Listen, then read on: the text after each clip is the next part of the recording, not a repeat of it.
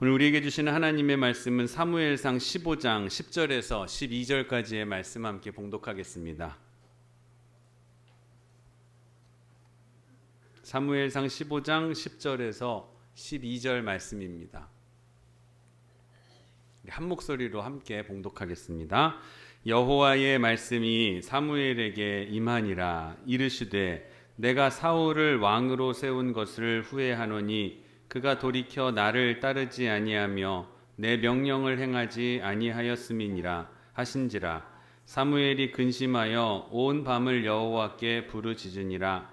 사무엘이 사울을 만나려고 아침에 일찍이 일어났더니 어떤 사람이 사무엘에게 말하여 이르되 사울이 갈멜에 이르러 자기를 위하여 기념비를 세우고 발길을 돌려 길갈로 내려갔다 하는지라. 아멘. 자, 오늘 예배에 참석하신 여러분 한 분 한 분을 주님의 이름으로 사랑하고 축복합니다. 우리 앞뒤 좌우에 계신 분들과 인사 나누시겠습니다. 주의 이름으로 사랑하고 축복합니다. 환영합니다. 참 잘 오셨습니다. 예. 자, 예. 감사합니다. 자, 오늘은 사무엘상 15장 10절에서 12절까지의 본문을 가지고 따라하겠습니다. 나를 위한 기념비를 깨뜨려라. 나를 위한 기념비를 깨뜨려라 라고 하는 말씀 제목을 가지고 하나님의 말씀 증거하도록 하겠습니다. 성경을 보면은 구약 성경에 많은 왕들의 이야기들이 나옵니다. 왕들의 이야기가 나옵니다. 열왕기서와 사무엘상 하에서는 사울과 다윗의 이야기가 나오고 이제 그 이후에 솔로몬과 그리고 여로보암과 르호보암으로 나누어져서 성경 이스라엘이 북이스라엘, 남유다로 나뉘어져 북이스라엘은 19명의 왕, 남유다는 20명의 왕들이 이렇게 쭉 기록되어 있는 역사서가 열왕기서와 역대기서입니다. 그 열왕기서와 역대기서를 보면은 북쪽 이스라엘의 왕국의 19명의 왕들은 하나같이 선한 왕이 한 명도 없었습니다. 남유다에는 8명의 왕을 제외, 그나마 그 8명도 그나마라고 분류해서 8명이지 다른 왕들은 12명의 다른 왕들은 다 악한 왕들이었습니다. 이름도 복잡하고 어느 시대에 누구 왕인지도 잘 모르겠는 이야기들이 열왕기상하와 역대기서에 기록이 되어 있는데 오늘부터는 이 성경에 나오는 이 왕들 중에 주요한 왕들이 누가 있는지를 한번 살펴보면서 뭐랄까요, 이 드라마도 시리즈물이 있죠. 설교 말씀도 이 왕들에 대한 이야기를 한번 시리즈물로 여러분들과 함께 나누려고 그렇게 오늘부터 첫 번째 왕인 사울을 택해 보았습니다. 이야기들을 보다 보면은 많은 것을 깨닫게 해주기도 합니다.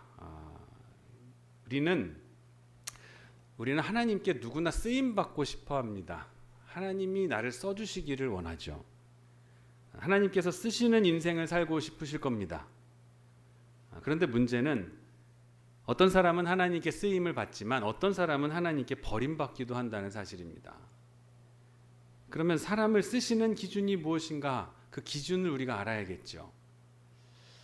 옛날에 그 젊은 사람들이 읽는 책 중에 이제 광수생각이라고 하는 책이 있었어요. 한창 유행이었던 적이 있습니다. 그림 짤막한 한 몇 컷 그림과 함께 짧은 글 하나 해서 생각할 수 있도록 하는 그런 생각책이었습니다. 거기에 나오는 내용이에요. 어느 남녀가 대화합니다. 남자가 여자에게 이렇게 얘기해요. 우리 아버지는 유명한 변호사에 건물도 2채나 있는 부자야. 그리고 나는 명문대 나와서 대기업에 다니고 게다가 나는 3형제 중에서 막내야. 근데 왜 너는 내 청혼을 받아주지 않는 거니? 내 배경과 스펙이 마음에 들지 않는 거야? 이렇게 물어봅니다. 그랬더니 이 여자가 한참을 듣더니 생각하더니 이렇게 말합니다. 내 배경과 스펙은 참 좋은데 네가 싫어. 네가 싫다는 거예요. 그렇죠? 여러분, 배경과 스펙이 아무리 좋으면 뭐합니까? 결혼 상대자가 싫은데 그러면 결혼을 할 수가 없는 것이죠. 이것을 하나님과 우리와의 관계로서 한번 생각해 봤습니다.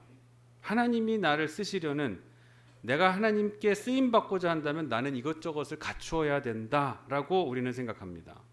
근데 이것은 믿음의 본질에서 벗어난 생각들입니다. 세상적인 조건이나 능력은 하나님이 사람을 사용하시는 기준이 아닙니다.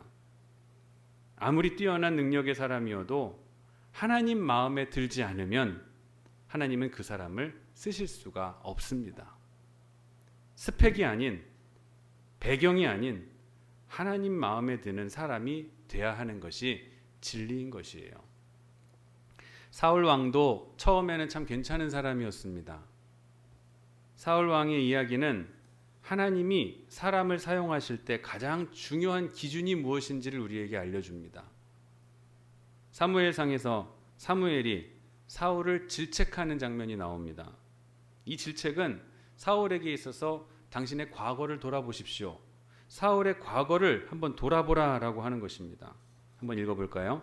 사무엘이 이르되 왕이 스스로 작게 여길 그때에 이스라엘 지파의 머리가 되지 아니하셨나이까? 여호와께서 왕에게 기름을 부어 이스라엘 왕을 삼으시고, 이스라엘의 왕을 삼으셨다. 사무엘 선지자는 사울에게 이렇게 얘기했습니다. 유진 피터슨 성경 메시지 성경에 보면은 이 구절을 이렇게 쉽게 풀어서 번역하고 있습니다. 사무엘이 말했다. 처음 이 길에 들어설 때 당신은 보잘것없는 사람이었습니다. 왕께서도 그것을 알고 있었습니다. 그때 하나님께서 당신을 이스라엘 가운데 가장 높이 두어 왕으로 삼으셨습니다. 라고 했어요. 하나님은 사울의 스펙을 보지 않으셨습니다. 스스로 작게 여기는 마음, 스스로를 작게 여기는 그 마음만을 보시고 사울을 왕으로 세우셨습니다. 사울 스스로도 자신이 보잘것없는 존재임을 알았을 때 하나님이 그를 택해서 왕으로 세우셨다는 것입니다. 하나님이 그를 왕으로 세우신 이유는 사울을 사용하기 위해서였습니다. 비록 사울은 부족한 사람이었지만 하나님은 사울을 쓰실 수 있겠다고 생각하신 거예요. 그런데 어느 날부턴가 사울의 태도가 달라지게 되었습니다. 그의 마음 가운데 하나님 없이도 내가 무언가를 할 수 있겠다라고 하는 생각이 들었습니다. 하나님 없이도 내가 무엇인가 할 수 있겠다. 그때부터 하나님은 사울을 쓰실 수가 없게 되었습니다. 사울의 이야기를 통해서 깨닫게 되는 것이 있습니다. 하나님께 쓰임받고 있다고 생각하는 그때에 지금에도 우리는 복음 앞에 자신을 돌아보아야 한다는 것입니다. 그리고 지금도 하나님이 나를 쓰시기 원하는 시작했을 때, 나를 쓰시기 시작하셨을 때의 그 겸손함이 여전히 내게 남아있는가를 스스로 점검해 보셔야 됩니다. 나를 처음 들어서 사용하셨을 때의 그 겸손함, 나는 아무것도 아닙니다. 나는 부족한 사람입니다. 나는 자격 없는 사람입니다. 라면서 하나님께 쓰임받기 시작했을 그때의 겸손함이 지금 여러분에게 나에게 남아있는지를 점검하시라는 겁니다. 사무엘이 사울을 처음 만나 기름 부음을 받을 때 사울 참 괜찮은 사람이었습니다. 사울이 이렇게 대답했죠. 사울이 대답하여 이르되 나는 이스라엘 지파의 가장 작은 지파 베냐민 사람이 아니니이까 또 나의 가족은 베냐민 지파 모든 가족 중에 가장 미약하지 아니하니이까 당신이 어찌하여 내게 이같이 말씀하시니까 나이까. 사울에게 왕으로 기름 붓겠다고 하니까 사울이 극구 만류하면서 자기는 베냐민 지파 사람이라는 거예요. 자신의 가문은 별 볼 일 없는 사람이라는, 나 스스로도 자격이 안 된다라는 거예요. 베냐민 지파, 우리 지난 금요일 예배 참석하신 분들은 기억하실 거예요. 베냐민 지파가 어떤 지파예요? 한 번의 범죄, 죄로 말미암아, 성적인 죄로 말미암아 이 베냐민 지파가 갈갈이 찢겨지게 됐습니다. 40만의 다른 지파들로부터 공격을 받아 600명만 남게 되는 수모를 겪은 아주 멸절당할 뻔한 그런 지파가 베냐민 지파입니다. 이 베냐민 지파는 수치스러움과 부끄러움의 역사를 가진, 조상들의 역사를 가진 지파예요. 부끄러운 거예요. 연약하고. 사울은 자신을 그렇게 설명하는 겁니다. 우리는 부족한데, 우리는 연약한 지파인데 우리는 수치스럽고 부끄러운 과거를 가진 지파인데 우리 지파에서 어떻게 왕이 될 사람이 나올 수 있겠습니까? 어떻게 제가 왕이 되겠습니까? 어떻게 이같이 말씀하십니까? 얘기합니다. 참 신기하죠. 우리가 살아갈 때 자신감과 능력이라는 것은 참 중요합니다. 그러나 하나님이 우리를 쓰시는 것은 철저하게 내가 하나님 앞에서 보잘것없는 존재라는 걸 인식할 때 우리를 사용하신다는 거예요. 내가 보잘것없는 존재다라는 걸 인식할 때, 알고 있을 때 하나님이 나를 쓰신다라는 거예요. 그런 의미에서 하나님의 부르심을 받았던 당시의 사울은 참 훌륭했습니다. 그리고 그게 하나님이 사울을 쓰신 이유였기도 했습니다. 그러나 인생이라는 것은 어떤 인생의 단 한 가지 사건만으로서 규정되지 않습니다.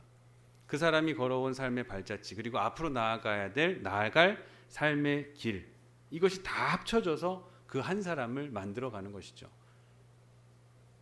만일 우리의 삶이 여기에서 딱 머물러 버린다면 여기서 너무 아쉽다고 할 분들이 많을지도 모릅니다. 조금만 더 하면 더 잘할 수 있는데, 조금만 더 하면 하나님께 인정받을 수가 있는데 라며 생각하면서 어찌 보면 지금까지 살아온 우리의 인생이 그렇게 하나님이 보시기 아름답지 못한 인생이어서 후회만 남는 슬픈 기억만 가지고 있는 일 수도 있습니다. 그러나 하나님께서는 과거의 우리의 슬픈 기억을 딛고 다시 앞으로 나아갈 수 있도록 우리에게 시간을 허락하십니다. 허락해 주셔요. 우리의 시간은 우리 지금의 한 시점에 머물러 있지 않습니다. 하나님은 우리가 당한 아픔과 그리고 우리의 그 실수했던 그곳에 머물러 계신 분이 아니라는 거예요. 새로운 일을 창조하시고 새로운 일을 만드시는 하나님이심을 믿으시길 바랍니다. 그래서 우리는 하나님을 따라서 아픔과 슬픔의 역사를 딛고 새로운 미래를 향해서 역사를 써내려갈 수 있게 되는 것이에요. 반대로 우리가 지금까지 잘 살아왔다 하더라도 앞으로의 걸어갈 우리의 걸음의 방향이 잘못되기라도 한다면 그것은 또 하나님이 우리를 쓰실 수 없게 되는 이유가 되기도 합니다.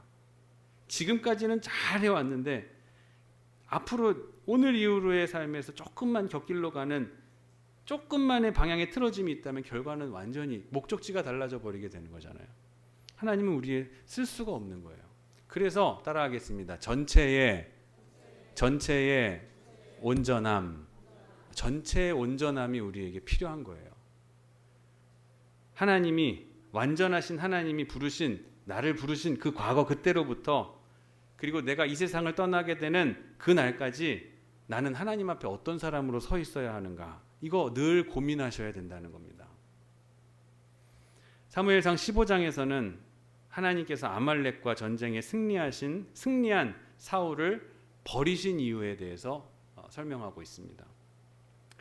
하나님이 우리를 버리실 때에는 우리가 돈이 많거나 또 돈이 없거나 또 능력이 없을 때 우리를 버리시는 것이 아닙니다.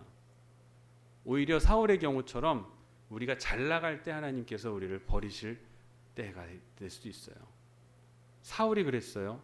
전쟁의 승리, 아말렉과의 전쟁에서 승리에 도취되어서 많은 전리품들을 챙기고 나니까 교만해진 사울을 하나님께서는 그때 버리셨어요.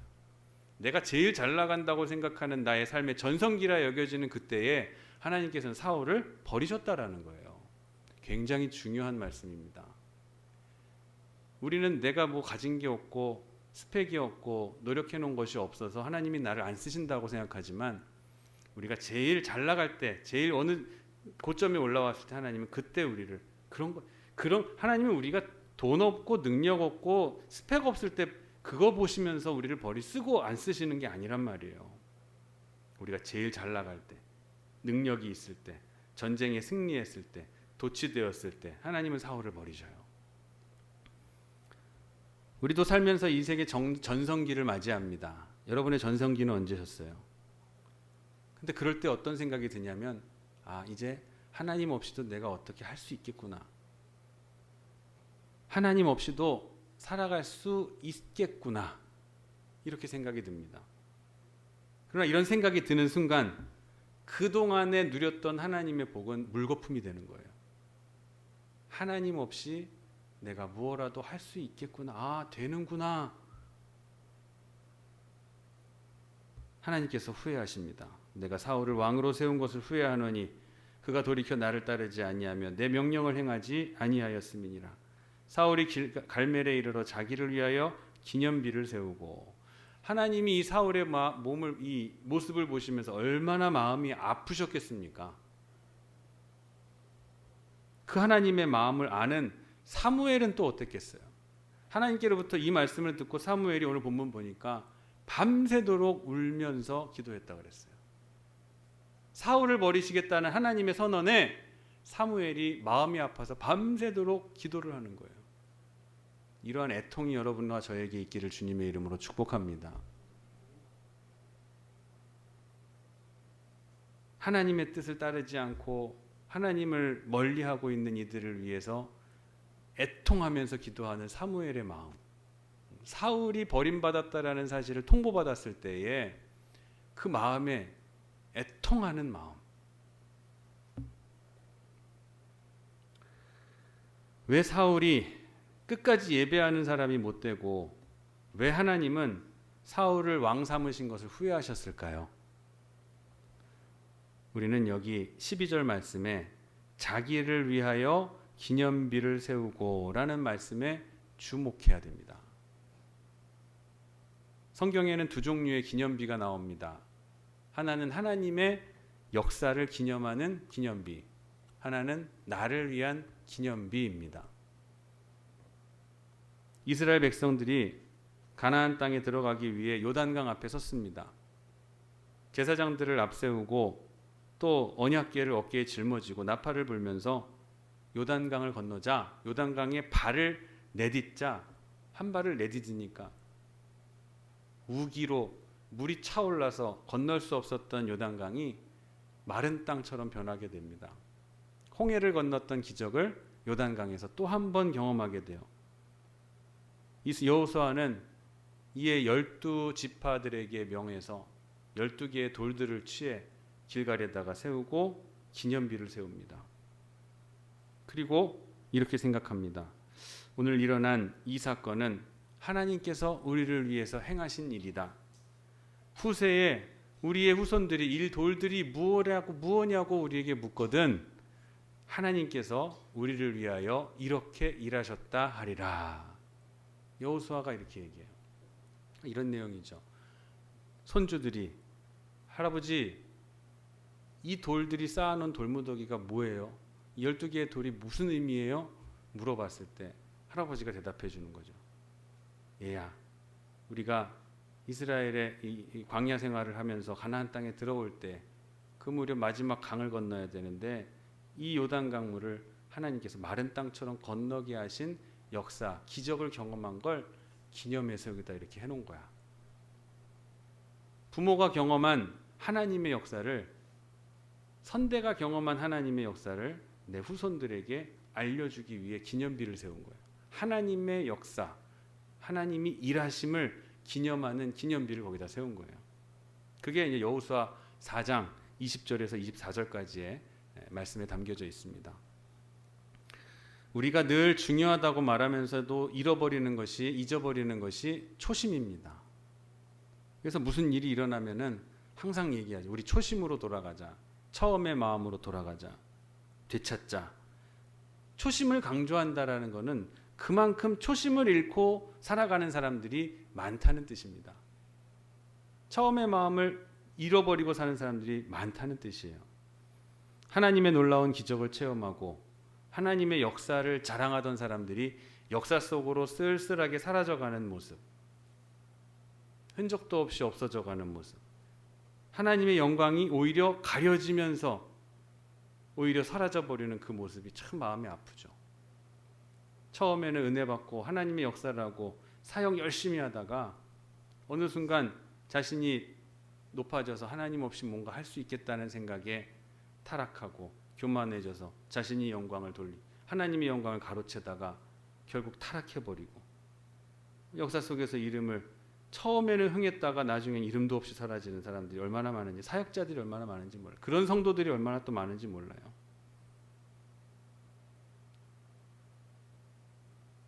사울이 왕이었을 때 하나님께서 보시기에는 이 사울이 참 왕이 될 만한 사람이었어요. 어쩌면 사울을 통해서 이스라엘 민족을 구원하시려고 했었는지도 모릅니다. 왕으로서 사울은 승승장구했습니다. 그러나 어느 날 사울은 지금껏 이루어온 모든 업적이 하나님이 아니라 자신의 것이라고 생각하기 시작했습니다. 이 업적이 내 것일 수도 있겠구나. 아말렉과의 전쟁에서 사울은 하나님의 역사, 자신을 이기게 하신 하나님의 역사의 흔적을 지우게 됩니다. 그리고 거기에 자신의 흔적을 세우게 됩니다. 나를 위한 기념비를 세워야 되겠다. 나를 위한 기념비를 세워야겠다. 이때부터 사울에게 문제가 일어나기 시작했습니다. 이때부터예요. 삶에서 하나님의 흔적이 사라지게 되고 하나님과 멀어지게 되고 하나님과의 친밀함이 사라져버리게 되는 그때 하나님의 능력은 더 이상 사울에게 나타나지 않게 되었습니다. 하나님의 역사 가운데 사울의 이름이 지워져 버리게 된 거예요. 이것은 매우 두려운 일이었습니다. 무서운 일이에요. 만약 지금 우리에게 하나님의 흔적이 나타나지 않는다면, 삶에서 하나님이 하신 일들이 기억이 나지를 않는다면 하나님은 어떻게 그 사람을 쓰실 수가 있겠습니까? 예수님께서는 제자들에게 아무든지 나를 따라오려거든 자기를 부인하고 자기 십자가를 지고 나를 쫓을 것이니라 라고 말씀하셨습니다. 왜 이런 말씀을 하셨을까요? 당시에 예수님을 따르는 사람들이 어마어마했습니다. 최고의 인기 스타였습니다. 성경에서만 그러는 게 아니라 로마의 1세기의 역사가 유세비우스와 또 요세푸스의 이 역사서를 보면은 거기에 예수의 이야기가 나옵니다. 아주 인기 있었던 거예요. 로마의 역사 속에 변방 나라 이스라엘이라는 조그만 나라 안에 기적을 일으키고 또 사람들을 선동하고 인기를 끌었던 예수라는 청년이 있었다라는 거예요. 역사서에도 나옵니다. 그만큼 예수님의 이 영향력은 폭발적이었습니다. 근데 예수님은 자신을 따라다니는 그 무리들 모두에게 사명을 주시진 않았습니다. 사명을 받은 사람들은 제자들이었어요. 그들은 제자가 아니라 무리, 즉 팬들이었어요. 연예인들 쫓아다니는 팬처럼 연예인이 팬들에게 사명을 주진 않잖아요. 그렇죠? 예수님이 사명을 준다는 건 자신을 따르는 제자들, 자기를 부인하고 자기 십자가를 지고 나를 쫓기 위해서 결심한 이들에게만 주시는 거예요. 제자들에게만. 팬들에게 사명을 주시지는 않는단 말이에요. 자기를 스스로 부인하지 않으면 사명자가 될 수 없다라는 뜻입니다. 하나님의 역사는 우리가 하나님의 뜻대로 살아가려고 결심할 때에 일어납니다. 하나님이 나를 도구로 사용하기 위해서 부르셨는데 아직 그 일이 끝나기도 전에 나는 이만큼 이루었고 나는 이 일이 이만큼 됐으니 나는 만족한다.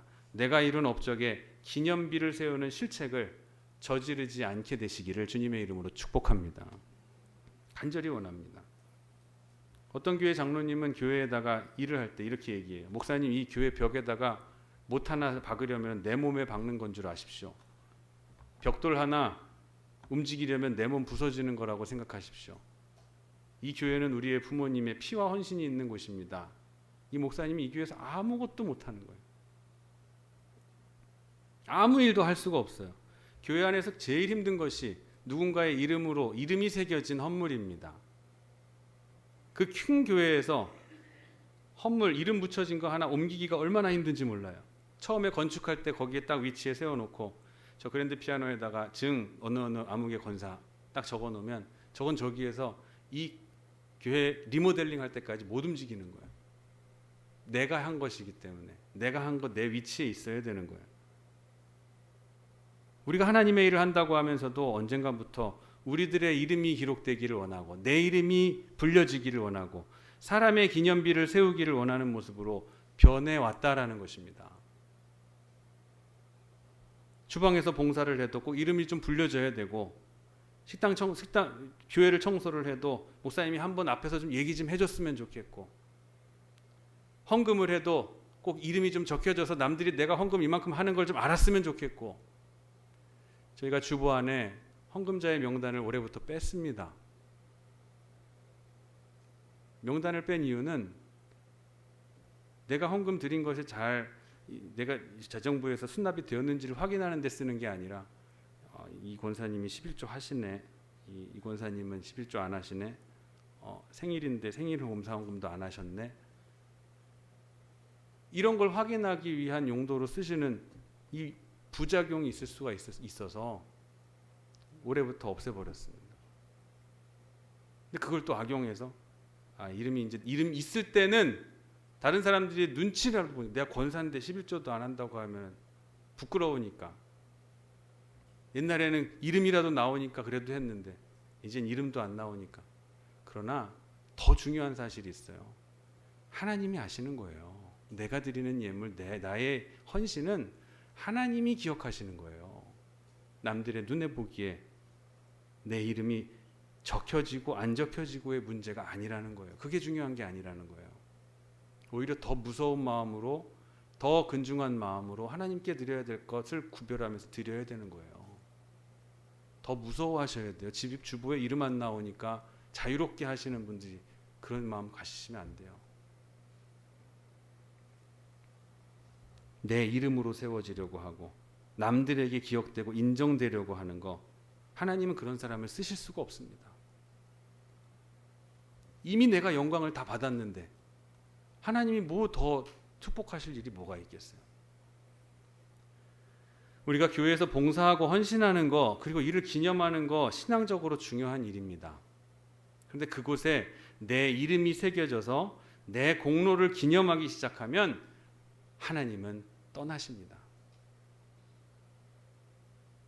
스위스 제네바에 가면은 앙리 듀낭이라는 사람의 묘가 있습니다. 앙리 듀낭은 적십자를 창설한 사람이고 또 노벨 평화상 첫 번째 상을 수상한 사람이에요. 그런 그가 죽기 전에 제 장례식에는 어떠한 절차도 행하지 마십시오라고 그렇게 부탁하고 죽었습니다. 근데 제네바에서 그를 기념하는 묘지를 크게 만들어 놔요. 장로교회 창시자 장 칼뱅도 죽기 전에 내 무덤을 만들지 말아 주십시오라고 요청을 했어요.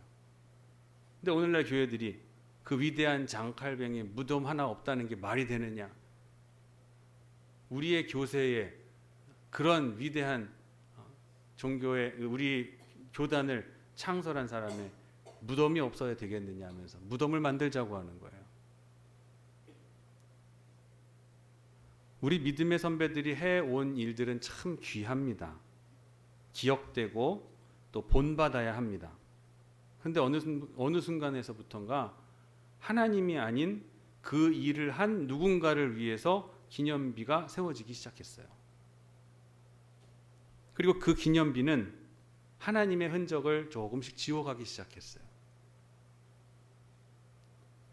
우리는 믿음의 근본을 통해서 봐야 할 것이 있습니다. 하나님은 하나님 앞에서 우리의 기념비를 세우는 것을 원하지 않으십니다.